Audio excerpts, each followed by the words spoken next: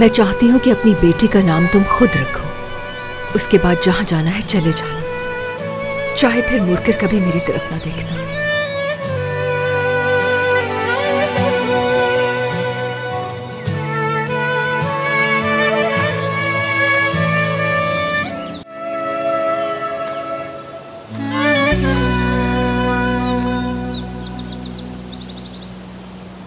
खूबसूरत जगह है बहुत।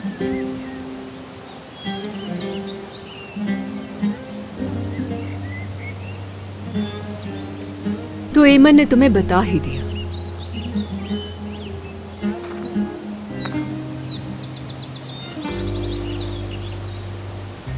जी हाँ,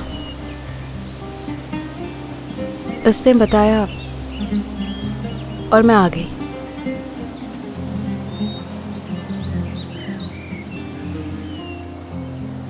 क्यों आई हो यहाँ? दोबारा बेइज्जती करनी है मेरी?